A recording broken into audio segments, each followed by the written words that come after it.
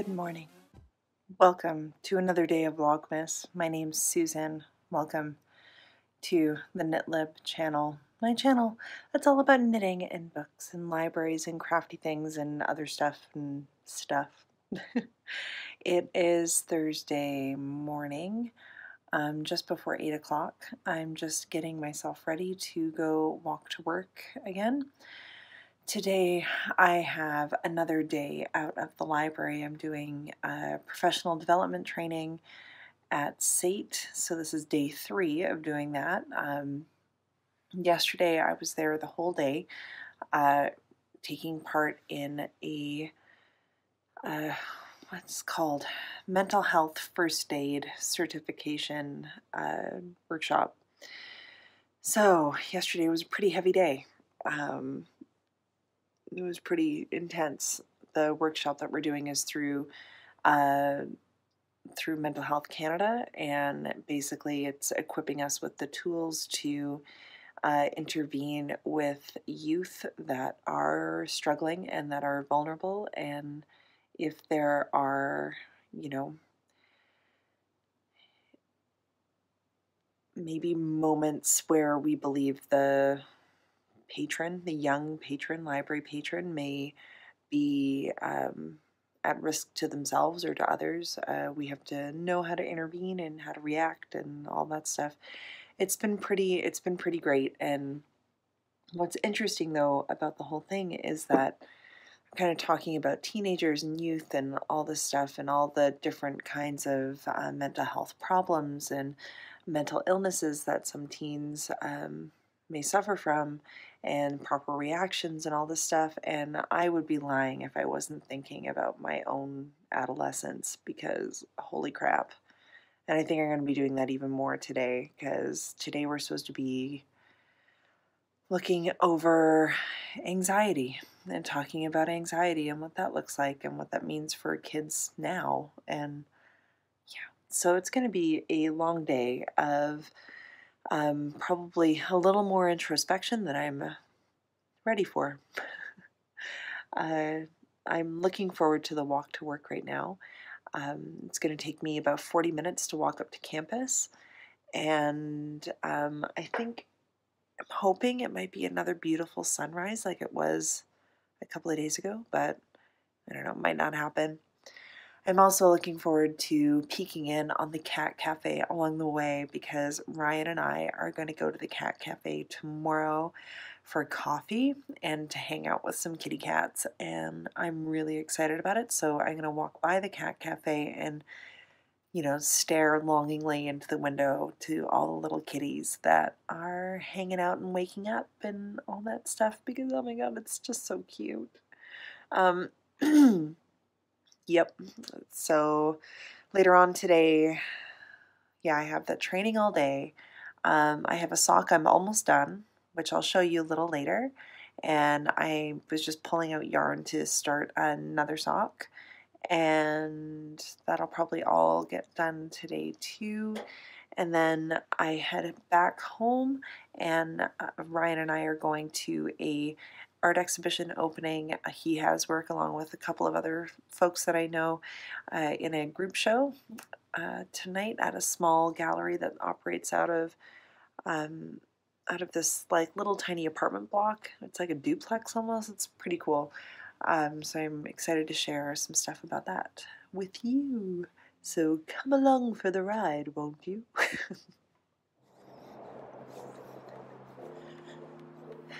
So I walked by the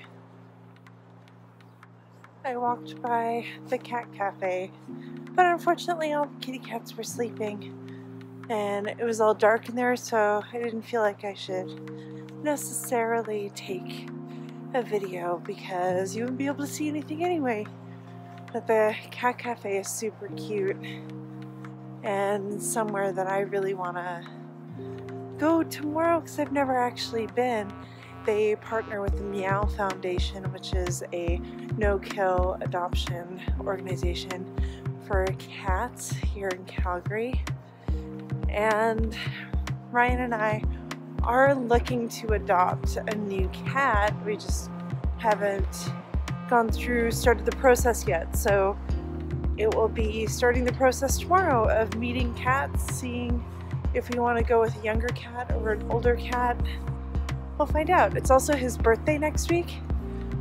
So I told him that we can start doing birthday celebrations tomorrow. So cat cafe, probably breakfast somewhere, and then we're going and meeting a bunch of friends at the pub. And excuse me, it should be a fun day. I'm just really thrilled at the idea of hanging out with a bunch of cats. Oh my gosh, I never used to think I was a cat person, and now I totally and completely am. So yeah, I'm walking through Riley Park just to give myself a different route than the last 3 days. So this is the issue when you walk the same way every day. I always try to come up with new ways to get to the places that I'm going so I don't get bored. Yeah, I'm the type of person that craves a lot of change, so all the time.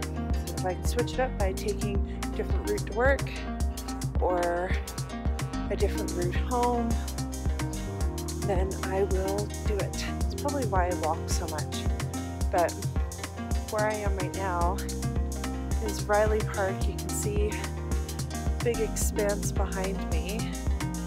Big board right there. They play cricket in here, so you can see the other board right there. And the board here. I've watched them occasionally play cricket, but this is not necessarily my neighborhood. It's a bit of a walk for me away from my neighborhood, but I did go to school just up the hill when I was in college. So in my very, very, very early baby 20s, spent a lot of time here. I'm gonna walk up the hill to get my steps in, because that's the other thing too. I mentioned this before in a video about how much I've been walking at work, and so the last couple of days where we've just been sitting in a classroom have been like pretty much torturous. My back's been hurting and all this stuff. It's kind of ridiculous. And I'm realizing it's because I'm not walking enough. And yeah, so hence why I'm walking up the giant hill instead of taking public transit up the giant hill just to get my steps in. Okay, I don't know which way I'm gonna walk. I don't know. Here's the giant hill. I'm not entirely sure. Oh, you can see the train going by there. Which way I'm going to walk up it. Maybe I'll walk up here. There are footsteps. Kinda. Let's hope I don't fall.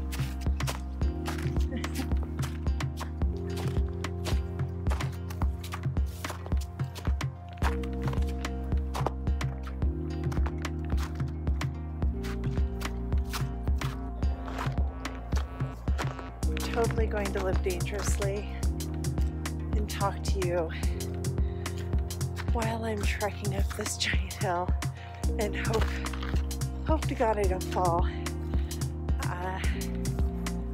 You can see behind me downtown.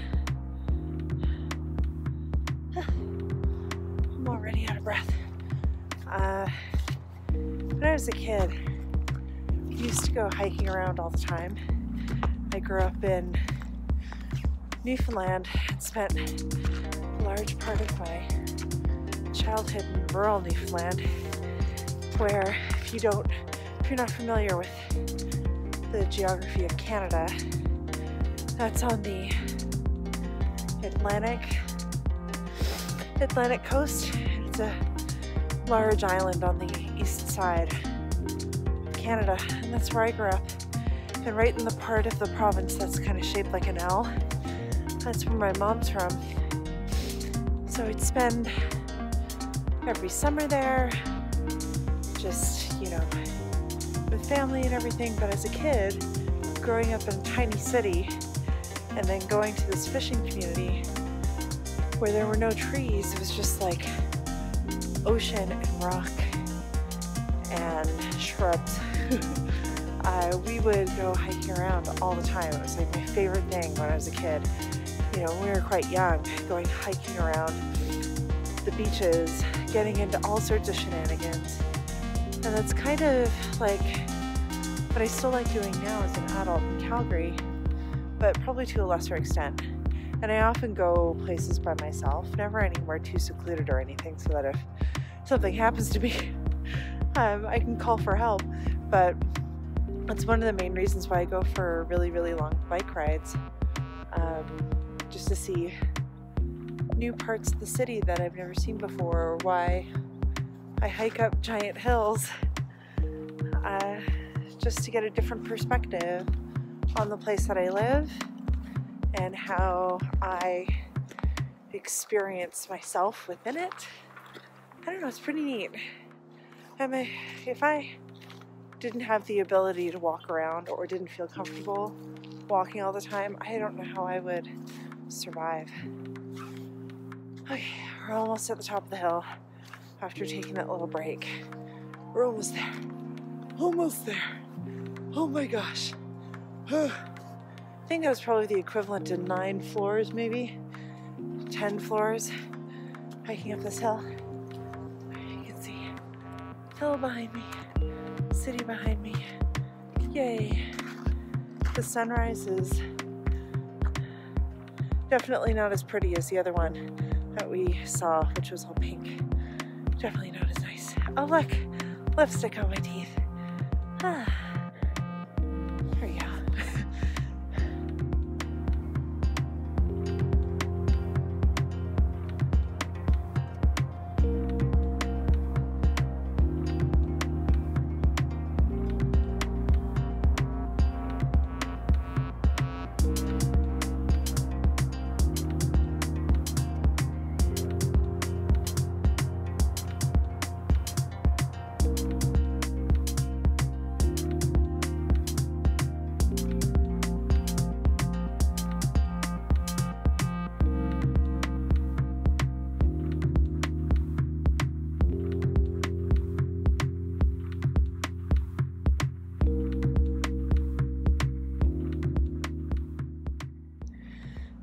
So it's now the end of the day, and I am on the exact same hill that I was on when I was walking to campus where we were doing our work training.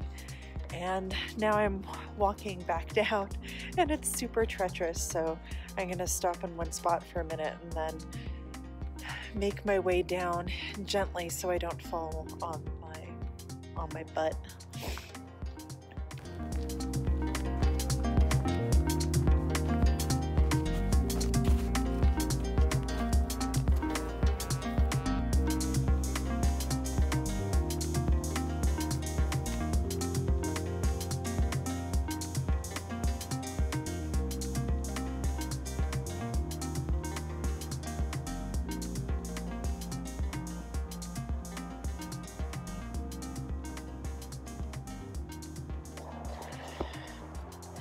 So it's the end of the day. I'm in the middle of Riley Park. It's just after 5 o'clock, almost 5:30 or so. We just finished the mental health first aid training, and holy crow, it was a long 2 days of really intense things. Mental health first aid training, what we were doing it for, it's being presented by a representative from the Canadian Mental Health Commission, and basically is it equipping you with the tools to assess and aid those individuals who are in crisis because of mental illness or mental health problems. yeah, it's really important work and incredibly relevant for working in libraries like I do. So this one specifically was kind of talking about teenagers and youth, and yeah, it was really difficult to sit through that training where they're talking about anxiety and then, you know, to not think about my own anxiety that I had when I was a teenager and what, that looked like for me, and then now having the distance from it being, in my late 30s, about how that must have looked like on my parents, even though I'm not my parents, so I don't know exactly how that would have looked like, but, if I had encountered a teenager like me when I was an adult who would have panic attacks and issues with anxiety and all that stuff. So, yeah, it was pretty intense. So, I am glad to be walking home. I'm taking a nice leisurely walk home and kind of in the dark again. I'm under a tree, actually. Yeah, I'm gonna head back home. I might pick up something to eat along the way, and then Ryan and I are headed to an art gallery that's owned and run by our friend Eddie, and for a group exhibition that's happening, so that should be a pretty busy evening, and a hot evening too, because the space is pretty small, so I have to remember not to wear my jacket when I go. Yeah, so that's what we're going to do for the evening, and then I'm hoping that we don't get home too late tonight, but I'm going to leave those options open, to be honest, because I made the realization as we were doing this training today that about the importance of making connections with, within social networks and all that stuff, and thinking to myself, I actually don't leave the house and hang out with people as much as I probably should. I don't know, maybe you guys are like this too, but I just stay home all the time, and I think I've forgotten that I have friends.